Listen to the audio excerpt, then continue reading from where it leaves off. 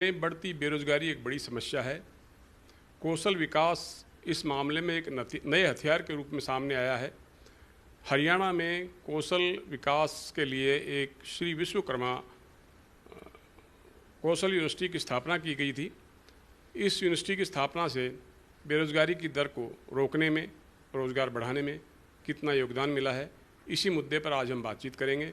हमारे साथ बातचीत के लिए मौजूद हैं श्री विश्वकर्मा कौशल यूनिवर्सिटी के chancellor doctor Raj Nehru. Doctor साहब, आपका स्वागत है। बहुत बहुत धन्यवाद। नमस्कार। बेरोजगारी की बढ़ती समस्या हम सब वाकिफ़ हैं। जितने रोज़गार मिलते हैं, बेरोजगारी उससे ज़्यादा दर से बढ़ रही है। तो इस दिशा में कौशल यूनिवर्सिटी का क्या योगदान है? इंडस्ट्री भी कहती है कि 40 से 50% बच्चे जो कॉलेजेस से बाहर निकलते हैं वो जॉब रेडी होते हैं, यानी 60% लगभग जॉब रेडी नहीं होते। उसका कारण ये है कि उनकी शिक्षा और उनकी दीक्षा इस प्रकार से नहीं हो पाती जिस प्रकार से बदलते युग और बदलती एम्प्लॉयमेंट की दुनिया में ज़रूरत होती है। तो इसलिए कौशल क्षेत्र में विश्वविद्यालय की जो नींव सरकार ने यहाँ रखी, ये अपने में एक बहुत ही अनूठा कदम है, क्योंकि यहाँ जो शिक्षा और स्किल के तौर तरीके हैं वो बिल्कुल भिन्न हैं और उद्योगों की ज़रूरत के अनुसार दिए जाते हैं। और इसी कारण से आज विश्वकर्मा कौशल विश्वविद्यालय से जो बच्चे पास होकर निकलते हैं, 65 से 70% के बीच में जो बच्चे जो पास आउट होते हैं वो सीधा एम्प्लॉयमेंट में जाते हैं। उसका सबसे बड़ा कारण ये है कि जितनी भी कौशल बेस्ड शिक्षा हम विश्वविद्यालय में देते हैं, चाहे वो डिग्री, डिप्लोमा या ग्रेजुएशन, पोस्ट ग्रेजुएशन या सर्टिफिकेट के रूप में हम बच्चों को प्रदान करते हैं, ये उद्योगों के साथ मिलकर हम ये शिक्षा प्रदान करते हैं। कौशल को जब तक हर एक विश्वविद्यालय, हर एक शैक्षिक संस्थान अपनाएगा नहीं और शिक्षा के अंदर उसको इंटीग्रेट नहीं करेगा, हम एम्प्लॉयमेंट को बहुत ज़्यादा अचीव नहीं कर पाएंगे। क्योंकि समय बदल रहा है, उद्योगों की मांग बदल रही है, तकनीक बदल रही है, शिक्षा को देने के तौर तरीके भी बदलने चाहिए। डॉक्टर साहब, इस विश्वविद्यालय की स्थापना हुए 6 साल हो गए हैं और इन 6 सालों में हम इस तरफ कितना आगे बढ़े?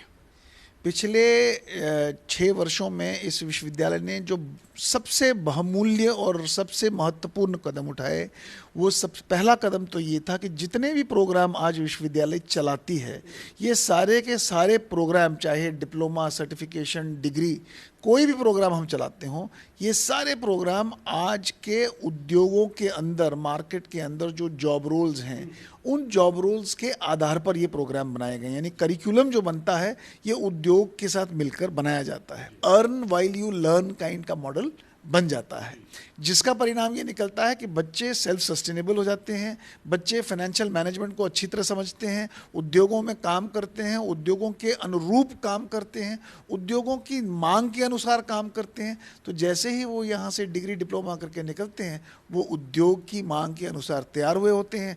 फिर चाहे वो उद्योग में काम करें या उद्योगों में सीखा हुआ काम करके अपना काम करना शुरू करें, तो उसका परिणाम ये है कि ये विश्वविद्यालय ने पिछले 6 वर्षों में लगभग 3000 से भी ज़्यादा बच्चों को अपने यहाँ पे कौशल विद्या दी है। इसमें 65% बच्चे जो हमारे हैं, जो पास आउट हैं, वो बच्चे नौकरियों के अंदर हैं। लगभग 4 से 5% बच्चे अपना काम कर रहे हैं, जिन्होंने, किसी ने छोटा मोटा उद्योग बनाया है, किसी ने फार्म लिया है, किसी ने कोई एप्लीकेशन बनाई है, किसी ने कोई छोटी मोटी फैक्ट्री बनाई है, तो वो अपना काम करते हैं। 8 से 10% बच्चे हायर एजुकेशन में चले जाते हैं। तो लगभग 80% बच्चों के प्रति तो मैं क्लियरली कह सकता हूँ कि वो बच्चे अपना आजीविका के लिए अपने आप को तैयार कर रहे हैं। डॉक्टर साहब, अलग से कौशल विश्वविद्यालय खोलने की ज़रूरत क्यों पड़ी और इसके कोर्स दूसरों से अलग किस तरह से?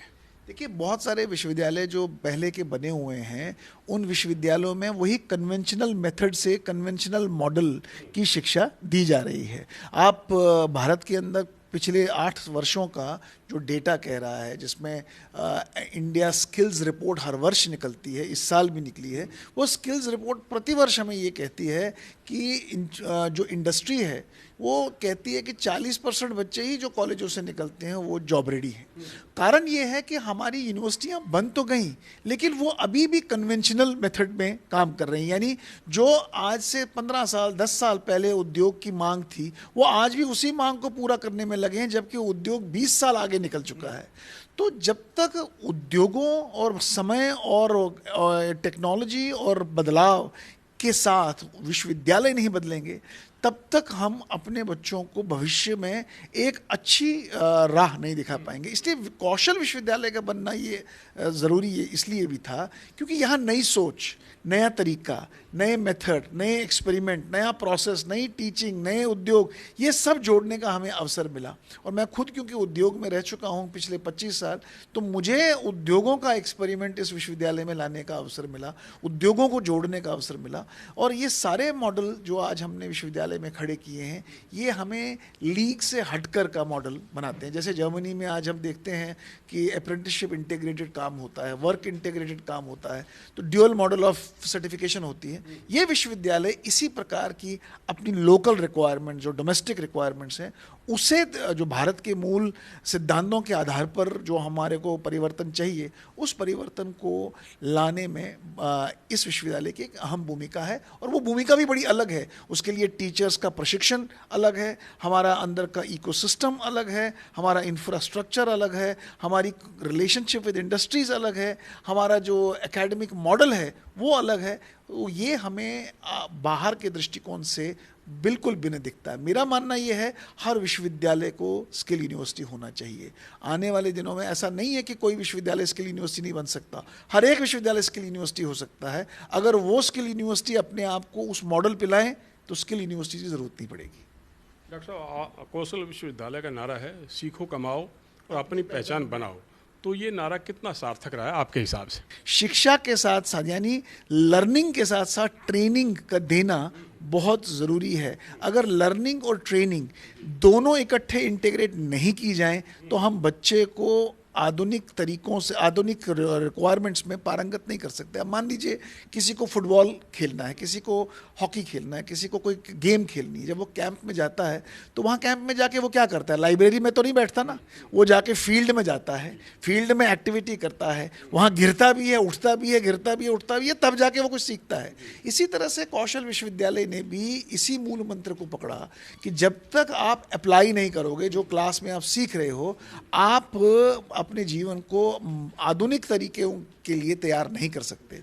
तो ये परिवर्तन विश्वविद्यालय ने लाया है कि लर्निंग को ट्रेनिंग के साथ, एजुकेशन को ट्रेनिंग के साथ इंटीग्रेट करके, उद्योगों को अपने साथ जोड़ के, टीचर्स को नए तरीकों के साथ पढ़ाने के तरीकों के साथ जोड़ के, नई तकनीक को अपने विश्वविद्यालय में जोड़ के और नए एरियाज में काम करना। सीखो कमाओ, यानी अब बच्चे पढ़ भी रहे हैं और साथ में सीख भी रहे हैं, और ये पढ़ाई और सिखाई जब दोनों उनको मिल जाती है तो सीखो कमाओ, अपनी पहचान बनाओ, जिसको हम लाइफ लॉन्ग लर्निंग भी बोलते हैं, उस मॉडल की शिक्षा हम बच्चों को देते हैं ताकि समय के साथ जो बदलाव हो वो उस बदलाव के साथ भी अपने आप को बदल सके।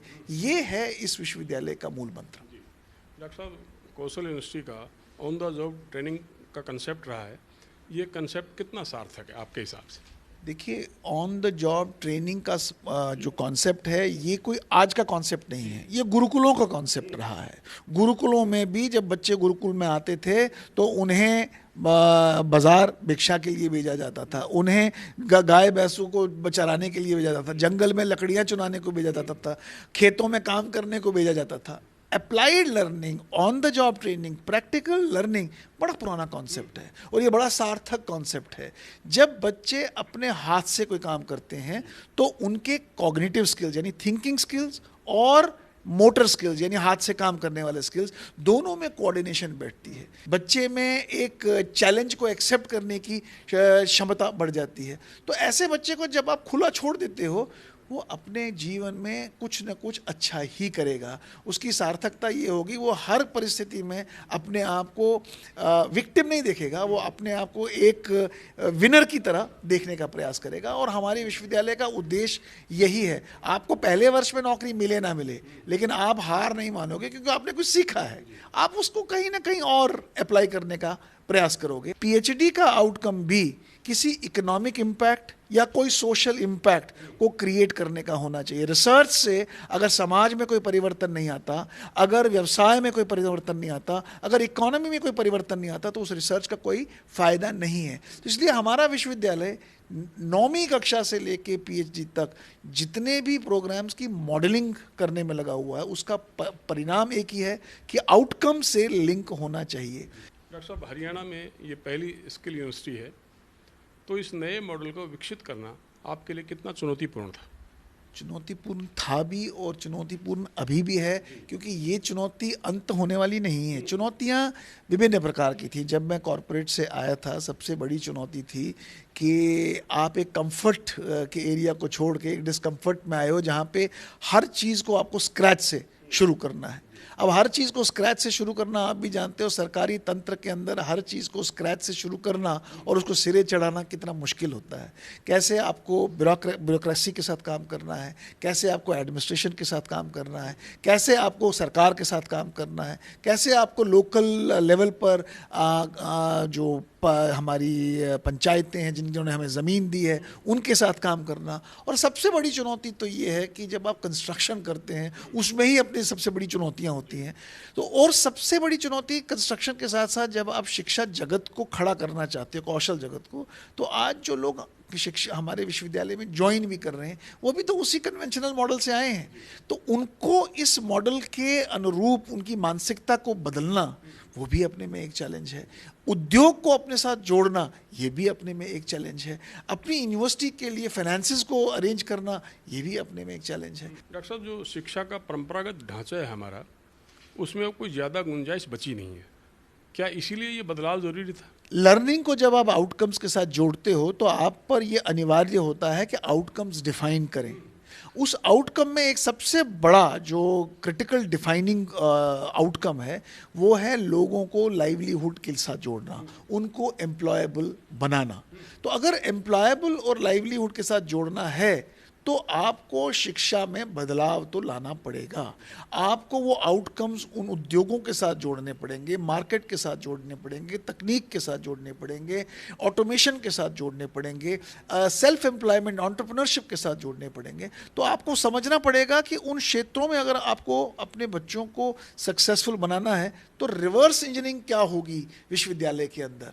आपके टीचर्स की भर्ती में कैसी बदलाव आएगा, उनकी ट्रेनिंग में कैसे बदलाव आएगा, आपके इंफ्रास्ट्रक्चर में कैसा बदलाव आएगा, आपकी inner ordinances, policies, schemes, assessments, examination system, उसके अंदर क्या बदलाव आएगा। ये बहुत बड़ा बदलाव है जो राष्ट्रीय शिक्षा नीति भी कहती है।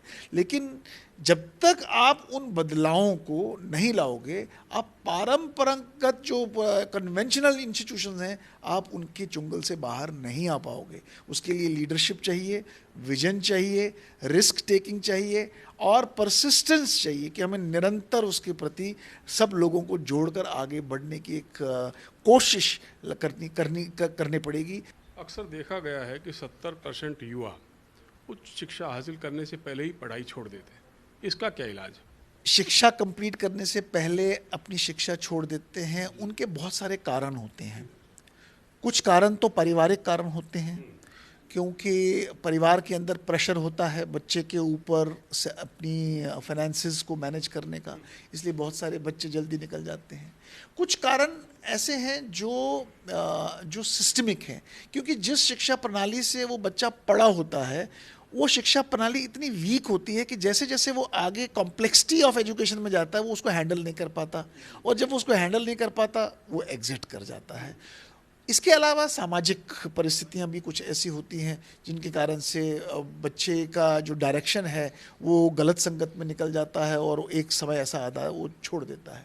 मुझे लगता है निरंतर सबसे बड़ा प्रयास जो हमारी राष्ट्रीय शिक्षा नीति ने किया है वो है, जो फंडामेंटल शिफ्ट नई राष्ट्रीय शिक्षा नीति में आया है वो है ECCE model, elementary child care education. और उसके बाद जो उन्होंने 10+2+3 मॉडल को तोड़कर 5+3+3+4 मॉडल को लाया है, ये बहुत बड़ा परिवर्तन है। इस परिवर्तन का इम्पैक्ट कहाँ पड़ेगा कि जो बच्चे फॉर्मेटिव स्टेजेस होते हैं, जो 3 से लेके 6 साल और 8 साल के बच्चे होते हैं, सबसे बड़ी चुनौती तो वहाँ है। अगर उस समय सही थॉट प्रोसेस बच्चे के अंदर डेवलप किया जाए, क्योंकि पहले 8 वर्षों में जो बच्चा पिक करता है वही अगले 8 वर्षों में उसको एक्सपीरियंस करता है। तो अगर पहले 8 वर्ष बच्चे के सही हों तो अगले 8 वर्ष उसके लिए आसान हो सकते हैं चुनाव करने में कि उसे कौन सी दिशा पकड़नी चाहिए। ये जो परिवर्तन अब आया है कि अब बच्चे की अपनी इनर पोटेंशियलिटी को निखारना बहुत ज़रूरी है। तो पहले 8 वर्ष की जो शिक्षा है वो बहुत ज़रूरी है कि कैसे हम बच्चे को उन अपॉर्चुनिटीज़ के साथ जोड़ें जिन अपॉर्चुनिटीज़ में उसका पोटेंशियल है। उसके बाद फिर छठी कक्षा से उसको कौशल उसके इंटरेस्ट का देना और उसके बाद 8वीं कक्षा के बाद उसको मल्टीपल स्ट्रीम्स देना। यानी आज एक बच्चा किसी भी स्ट्रीम से कोई भी सब्जेक्ट पिक कर सकता है, लेकिन आज आप देखिए 9वीं 10वीं में जब बच्चा पहुंचता है उसके पास कोई ऑप्शन नहीं होता, उसे वही पढ़ना है जो 5 सब्जेक्ट सीबीएसई या एनसीईआरटी दे रही है। हमारे विश्वविद्यालय ने पहली बार भारत में पहला स्कूल है जिसे सीबीएसई ने अप्रूव किया जो राष्ट्रीय शिक्षा नीति के अनुरूप है। हम आज 9वीं कक्षा में बच्चों को चॉइस देते हैं कि अगर आप ये सब्जेक्ट नहीं करना चाहते तो आप इन 5 कौशल जो टॉपिक्स में से कुछ भी चुनो जहां आपकी इच्छा है, और उसके लिए हम उनका असेसमेंट भी करते हैं कि उनका जो एप्टीट्यूड है वो किस कौशल के लिए तैयार है। तो जब आप इस तरह की परिवर्तन को समाज में, स्कूल में, सिस्टम में एस्टैब्लिश करेंगे तो मुझे लगता है आने वाले समय में हमारे जो बच्चे जब बढ़ेंगे आगे ड्रॉप आउट्स घटेगा, क्योंकि उनके प्रेफरेंसेस अनुरूप वो अपनी पढ़ाई कर रहे होंगे। दूसरी बड़ी बात है कि 3 लैंग्वेजेस को लाना जिसमें लोकल लैंग्वेज मातृभाषा को भी साथ में जोड़ना। अब देखिए 50% से भी ज़्यादा बच्चे मातृभाषा में ज़्यादा पारंगत होते हैं। अगर उन्हें उसी भाषा में पढ़ाया जाए तो उनकी जो शैक्षिक कैपेबिलिटी है वो बढ़ेगी। आप दुनिया भर में कोई भी देश देखिए जो डेवलप्ड नेशंस हैं जिनकी इनोवेशन सबसे ऊपर है, स्वीडन को ले लीजिए, स्विट्ज़रलैंड को ले लीजिए, ऑस्ट्रिया को ले लीजिए, जर्मनी को ले लीजिए, पोलैंड को ले लीजिए।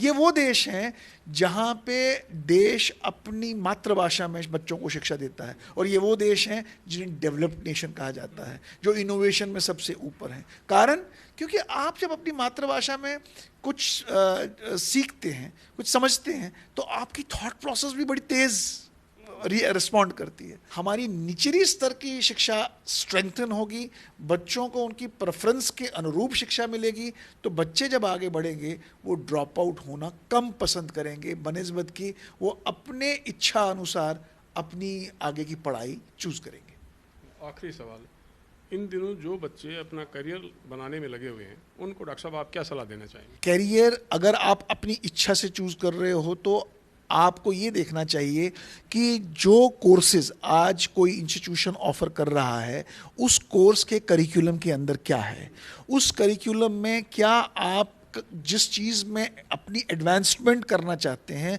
उस एडवांसमेंट के सब्जेक्ट्स उस इंस्टीट्यूशन ने डाले हैं।